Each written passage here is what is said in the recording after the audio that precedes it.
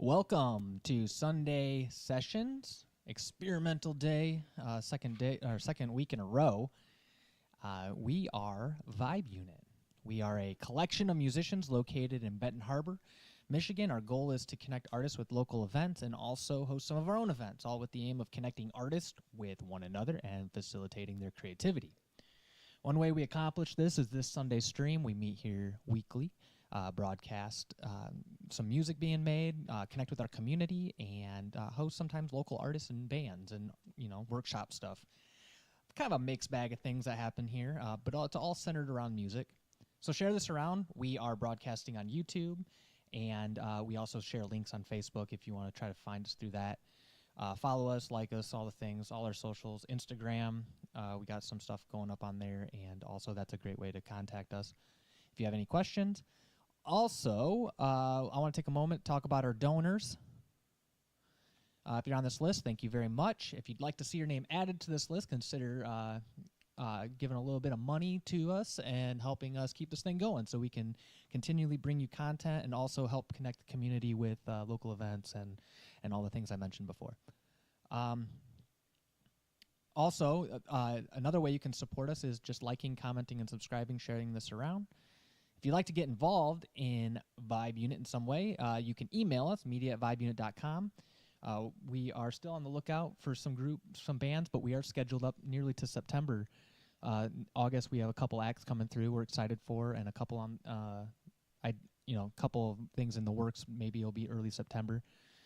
But if you'd like to be on here and you're in a band or maybe you're an artist that just wants to come hang out and see the place or whatever, we are looking for musicians to perform. But we also, if you're just trying to like hang out with us and spend time with us, we have another event called the Second Saturday where you can come and see the studio space without any cameras running and just hang out.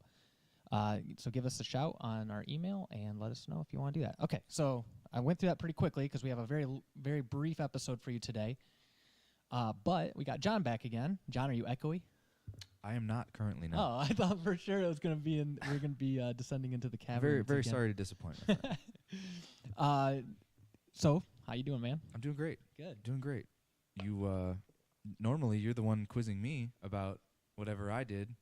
Yeah. And I'm here to quiz you because I know you had a show last night. I did. And I barely did anything. Yeah, you did. So that was great.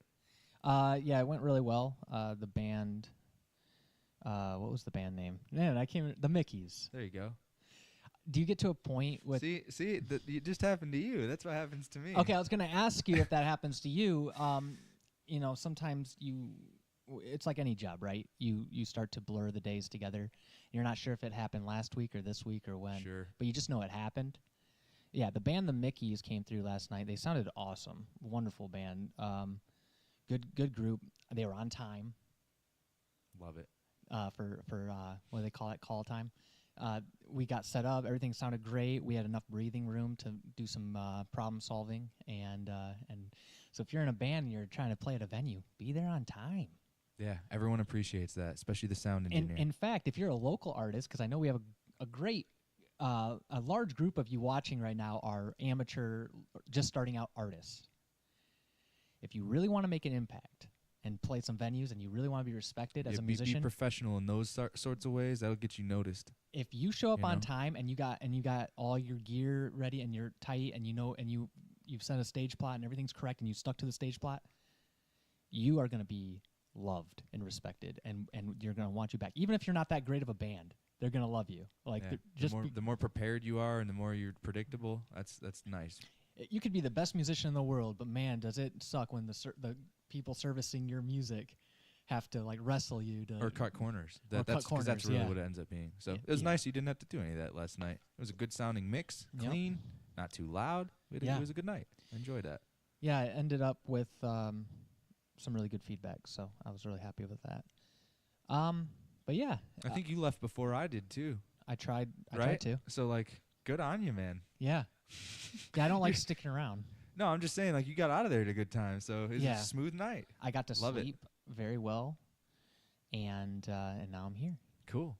What do you got going on? In general, or? Yeah. I know this morning you went for a long bike ride? Yeah, I did. I do a lot of biking, and did some yesterday, did some today. Got a nice ride in Did this you morning. end up, last night you told me you were going to go a lot further than you usually do. Did you end up going further than you usually do? Today I did not know. I probably could have started earlier, but it was kind of raining this morning, and riding a bike in the rain is not super pleasant. Yeah. So I cut it a little short, kind of waiting to start, and only did like 25. I don't know if I could keep up with you. You're so in shape. You know, you've been doing this for what, 3 or 4 months now? Since like April, probably. And you're like really, really in shape now from that. And not to throw too much attention in that direction, but yeah. Well, it's a funny segue. Actually, you've encouraged me to go. Everyone should get a bike and ride it because, well, and here's why: because it's a super simple thing to do. Yeah. You can choose what the scenery is, right? Like it's not like sitting in some place and pedaling in a gym, right? Like, and I'm not throwing shade at that either. It's just personally, I don't care for stationary bikes, but. Well, you watch TV when you do it. Though. It is what it is, right? But like, I enjoy just being out in wherever and just kind of going wherever I feel like going. Yeah. And there really is something to just kind of pushing it a little bit more every time in terms of like distance or time or whatever you want to do. And it's funny because after you do it for a couple of months, you realize it's not as much work as it used to be, and you just kind of want to do more to get the feeling of doing a bunch of work again. It's just strange. It's a weird loop, right? But it's a little addicting.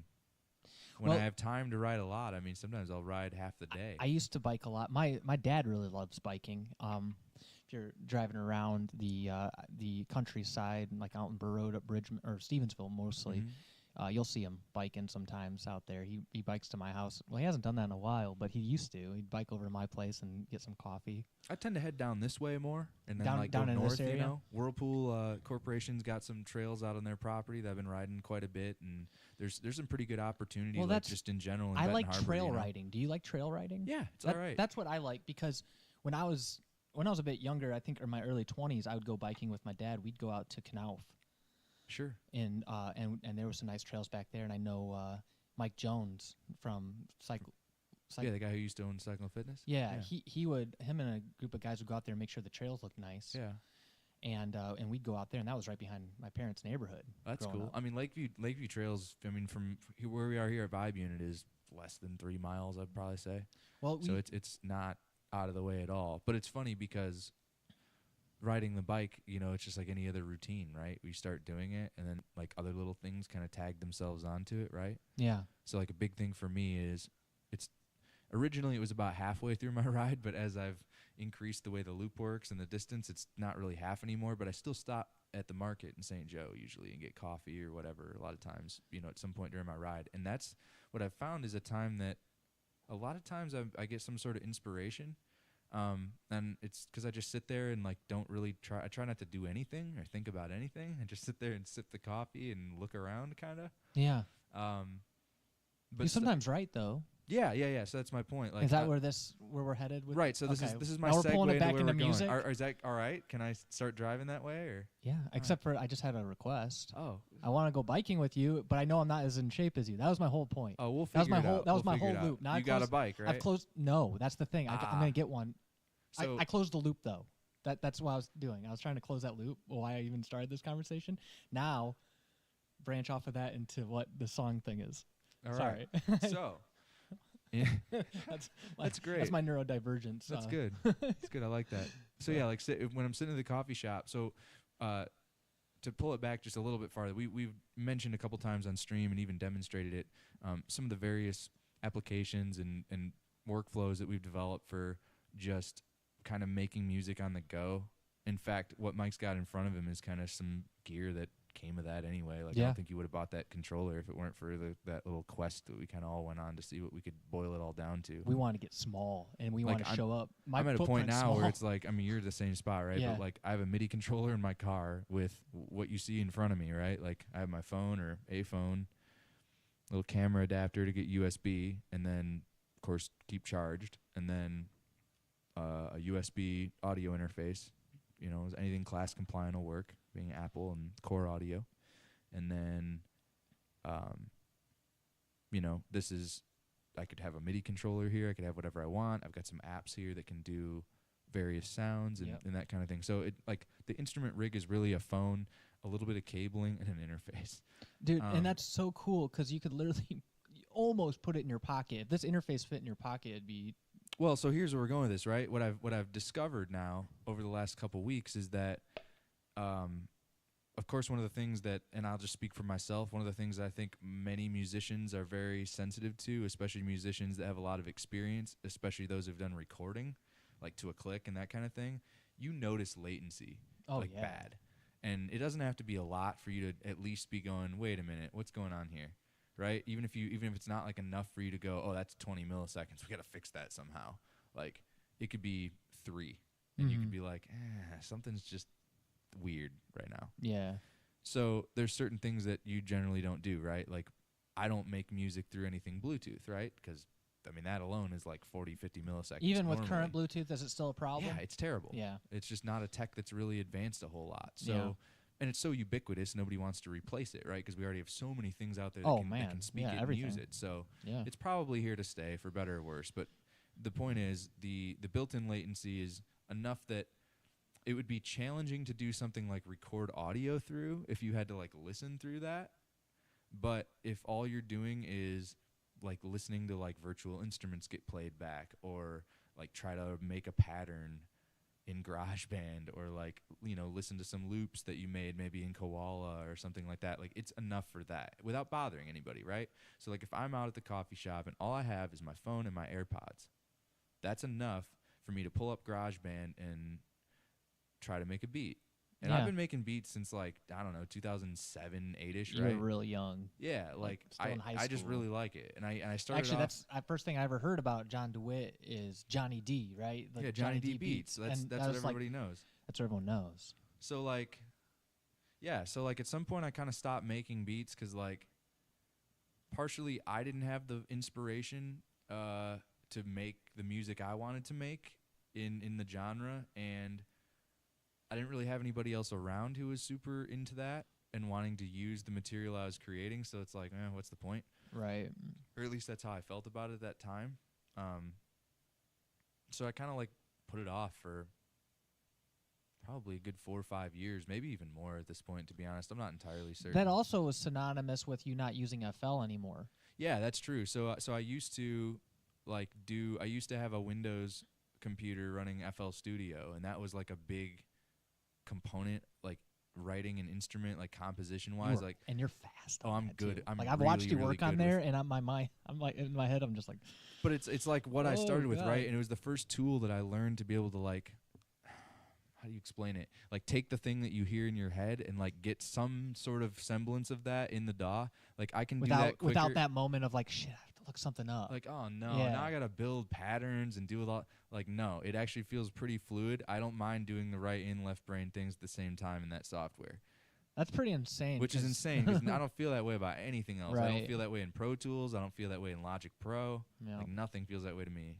So, anyways, all that aside, the point is when I realized that basically you can't just, especially in like the Windows world, it's very hard to keep a rig that just stays a certain way. Yeah. There's always updates and things going, and it's like you're fighting this constant battle to just have a working and stable computer.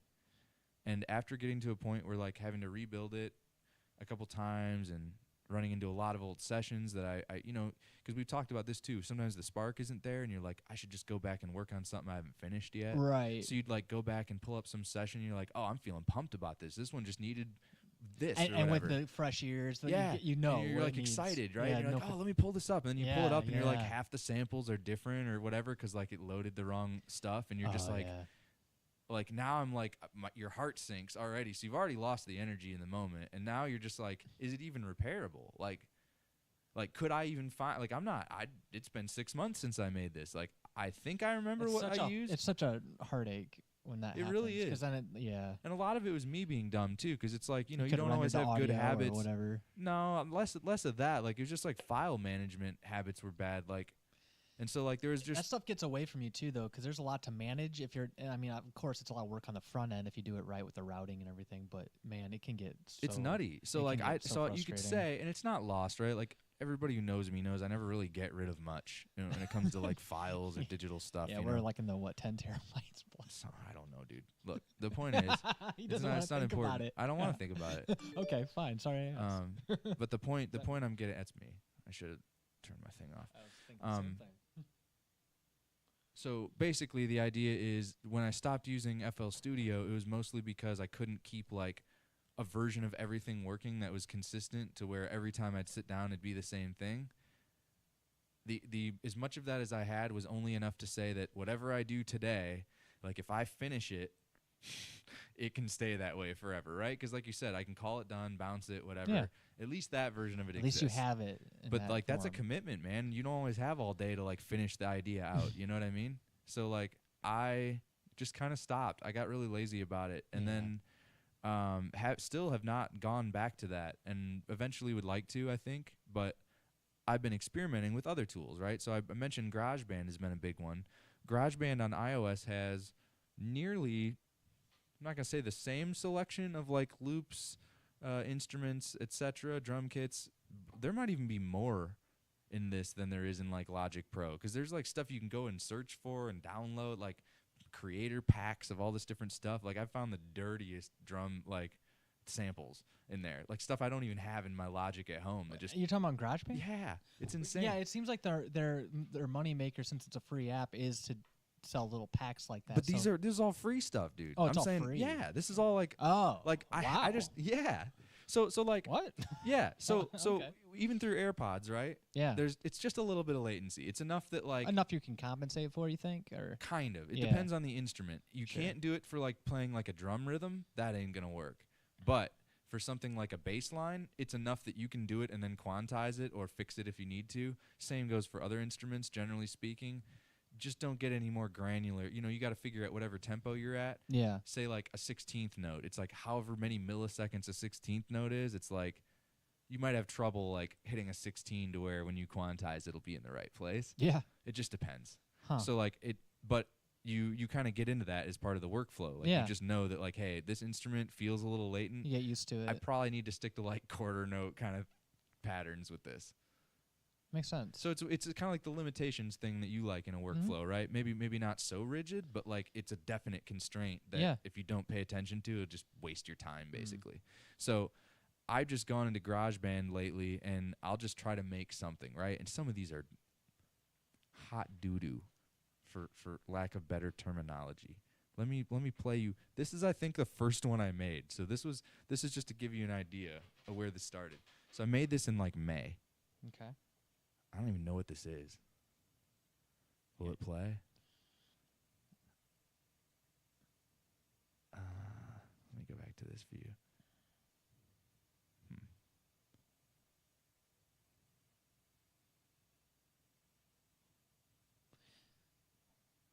Sorry, I'm trying to see if I have the... okay. Oh, it shows these. There you go. Yeah, there you go. This is in GarageBand then? Yeah, this is GarageBand on iOS. That's cool. So, like, it's literally just drum loops that I made in a sequencer, right? It's, like, not even that cool. It's whatever, and I just ruined it, right, by dragging it. Anyway, so this is I literally made this before I knew how to, like, even make tracks in here. I was Yeah. just like, oh, cool, a drum sequencer. Yep. Started there. So then, after that, like, starts getting into other stuff. Like, Are what you was this? taking us through the timeline of getting to Koala? Yeah. Is that what you're That's doing? where we're going with this. That's awesome. Oh, that's a huge improvement. That's cool.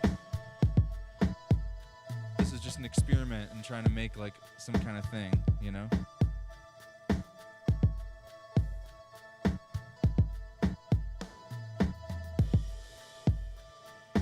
Doesn't matter, right? But that's the second thing I ever made. And then we got into stuff like this, which I'll just play a little brief segment of this. This is this beat I'm about to use on the new song I just showed you. This is the beat Okay. that the real version of that beat, not the Not the voice koala? memo version. Oh, okay. I love that chord. Oh, that is cool.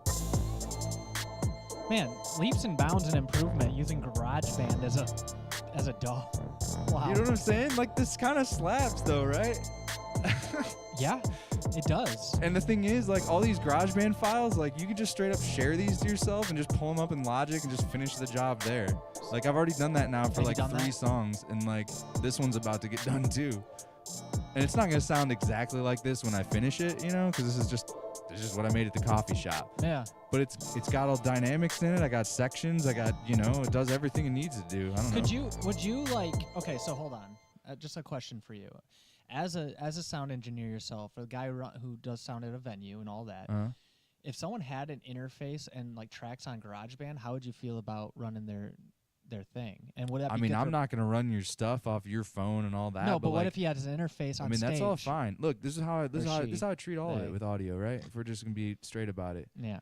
Just give me if your stuff's stereo, give me a balanced pair. Yeah. Already at the right level. And if you're not stereo, give me your mono signal. And whatever you're balanced performing at whatever level you want. should not be in the track. So like if you're playing a piece of the all these are all none of these have vocals in them or nothing. They're like you don't want to sing over your own vocals. Like you want to make sure whatever part you're contributing is not in the mix you're sending. That's cool. I was thinking that'd be a great tool to use just for that. Like, and these interfaces are pretty cheap too. I think mine was full price at $80 at the time I bought it. John got his used. We got the same one.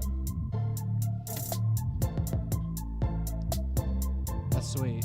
More GarageBand beats, dude. I'm telling you. So I'm curious now because we were talking about before stream. You went to Koala. All right. So let me walk you through that. So this is where it gets interesting, right? So GarageBand, when I first started using it, I'd be frustrated, right? Because I'd have to make a beat, bounce it out some type of way, which for those of you that don't know means turning it into like a file you can listen to, right? Like an MP3 or something, right? So I had to do that and then pull that up, and then while that's playing in like some other audio app, bring up my notes so I could write over it. Yeah. Well, we started messing with Koala a while back, and I found out before I messed with Koala, I found out that there's a setting you can tick in GarageBand where it lets GarageBand run in the background. Yeah. And it chews crazy resources, but like it'll do it and it won't chop or do anything weird, right? So I could like you know how the cycle points in Logic works, the same thing in GarageBand. You just set up your 16 bar section or whatever you want, set it to loop, minimize it, you know, just throw it in the background and then go into your notes, write a little bit, whatever. If you feel like you need to change the dynamics or the tempo, whatever, you can just go back in there and mess with it. So I do that for a while. Well, that gets frustrating because once you get to a point where you want to maybe start trying to demo like some vocals or like figure out cadences or like how you want to do your stuff, there's not really a great way to deal with that because like you want to play and record and do all these things at once. And so what I've been doing, so Koala lets me do sampling in an interesting way. We've used Koala a few times on here in a couple other episodes. We found it like about a few months ago, and so I'll just pull it up and show y'all. It's kind of like an MPC in a phone in a way. In a very stripped down way. But like so what I do now is I'll bounce out a version that's got all the sections in it.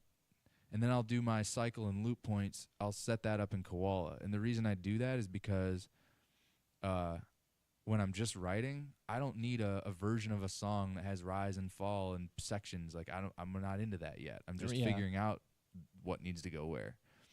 So, and this will let me do other things too, like change the tempo, try a different pitch. You know, maybe I want to grain up those samples a little bit. Maybe I want to just drop it like a whole semitone and just see what happens. Sometimes that sounds really good. But then what I'll do, since Koala also can run in the background, once I've got a loop point set up that I like, I will just play it and then go into voice memo and hit record because it'll record while Koala is playing. Yeah. Then I just kind of set the level of the beat. I try to just get it right, but it's never quite perfect, right? But then I can also then put that in the background, pull up my notes. Now I've got the notes for what I'm writing right in front of me. Yeah. The beat is playing on a loop that I picked and I'm happy with and sounds good. And I'm recording a demo of whatever it is I decide to say. Yeah. That's golden. Yeah. So like all in your pocket. I mean stuff I have with me all the time. Like so this morning. It's insane. Trying to decide if you're gonna play it. Well, I don't have the real. Well, I do have the real beat. What am I talking about? So I did a song like today, which was like that. Like I wrote it at the coffee shop.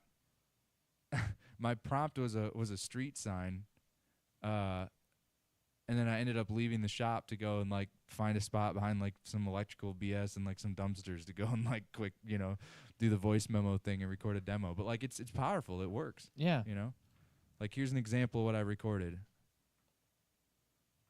Right, and this is like there's no bass response or anything in it, right? But just to remember what you're trying to get away with. You know, this is pretty. Reserve parking only. I know where my spot is mostly. Look busy, call it working remotely. I'm outside of my zone, some ring, but the You know what I mean? phony. Never Yeah, seen you him got but the idea down. So it's enough for you to like tell what's going on with it, right? Yep. But it's enough for you to like practice with, right? Because like again, I could play that and jump back into my notes Mm-hmm. and just jump right back on it if I wanted, you know.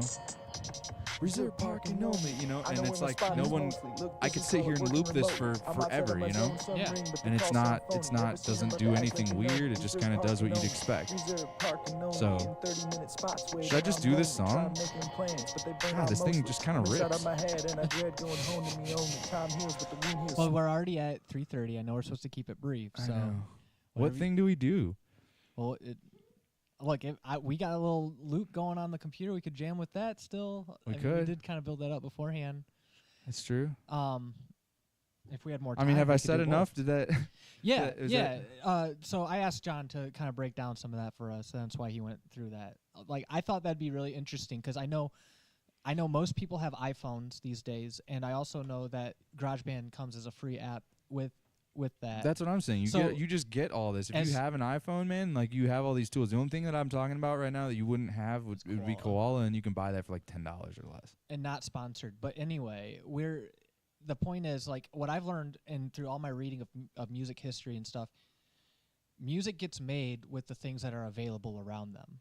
So, like, you know, in early hip hop, for instance, the fact that thrift stores had drum machines is why they got used so heavily. They were available for really cheap, and now we have GarageBand, and that's available. It's something like, I mean, you can finance a phone through a phone company, get it right away. It's for cheap. And then you can immediately start making music, and it's just like pretty good music and too. pretty good music. And to be fair, look, if I wanted to, so like when for example, I played you like the good, you know, the GarageBand version of that beat, right? Yeah. I mean, through the setup I have here, this included, like I could just as easily do these I mean, I could literally. This is like a not expensive microphone, really, in the grand scheme of things. Not an expensive interface, and then just a phone and a like. A couple $100 worth of stuff maybe, and like I could just make a song anywhere, including doing the vocals in there. I mean, you could record all that into GarageBand too. It has all that. It just I typically, by the time I'm ready to do vocals, I'm picky about it, and so it's gonna come into the studio and we're gonna get it like the right way. Right. But I mean, there's no reason you couldn't here. It would just take longer, I think, for me because I'm so used to a different workflow. But there's a thing in the audio world called GAS, right? And that stands for Gear Acquisition Syndrome. And sometimes people get really excited about new flashy things, but the reality is like you got stuff in your pocket that can make music, and it's just, you know, it's just a little bit of encouragement, you know. Maybe look through some of that. I ended up a few episodes on here. I use Koala. We were modulating John's voice on one episode where we were doing some really crazy cool stuff. I use it sometimes just to like make up songs or whatever. Just like, I don't really use it seriously as anything other than just like a creative, fun exercise, you know. But I also have this thing called KQ Dixie on here, which is an FM synth, which is, if anyone's into like old Sega Genesis sounds, or if they're into like the sound of the 80s where they were using something called FM synthesis to make music, there's a thing called the Yamaha DX7. It's just a clone of that. And it sounds better. It's got more features. And it's, you know, it's in my pocket, and that's really cool. So I don't need to go buy one, even though it's cool to have that stuff if you got the money to do it. I mean, certainly if you want to get it because you like gear, get it, you know, if that's what makes you happy. But you don't need it to be good. The gear's not going to make you good. Figuring out how it works, you know, I'm going on a little bit of a tangent now, but the point is, the idea is you probably got stuff around you could use if you wanted to, so do something with it. You can do something with it. Yeah.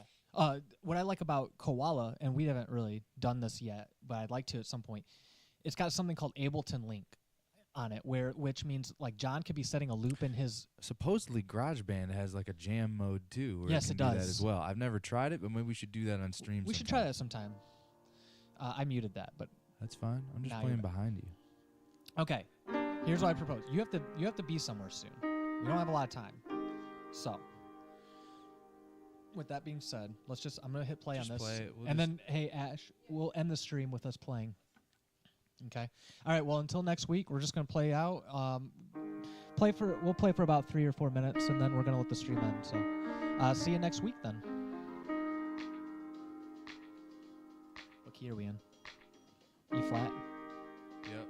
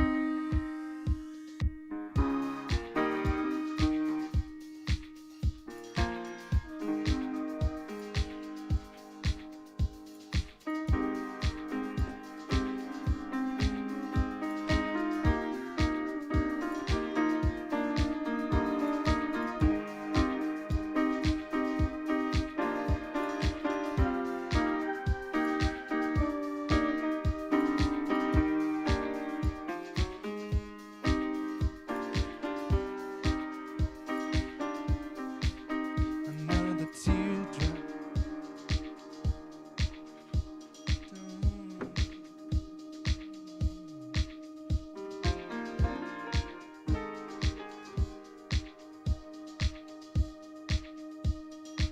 Can you tell me where the one is so we can do something with 1, 2, 3. Another teardrop falling to the countertop. Don't really know if I'll be able to do this. I hate taking space. 2, 3. I feel out of place. Not sure of much and it's making me nervous. I don't mind spending all my time plotting for my grandiose escape. Fuck a pinch, I don't need a sign. It's a perfect crime. I know I'm not awake. Someone save me. If not now, then maybe it will all be over soon. I keep waiting on someone to beat a drum so I can play a tune and lighten up the room and drag me to my doom. Lighten up the room and drag me to my doom. Like I'm supposed to have it all figured out. I can't remember simple things that I was taught. But if I get it wrong and look foolish myself, I'm worried no one tells me I'm wrong. But I don't mind spending all my time plotting for my grandiose escape. Like a pinch, I don't need a sign. It's a perfect crime. I don't know if I'm awake. Someone save me. If not now, then maybe it will all be over soon. I keep waiting on someone to beat a drum so I can play a tune and lighten up the room. Drag me to my doom.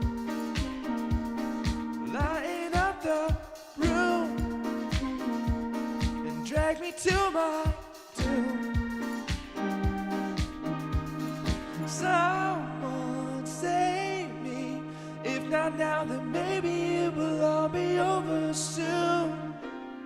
I keep waiting on someone to beat a drum so I can play a tune and lighten up the room.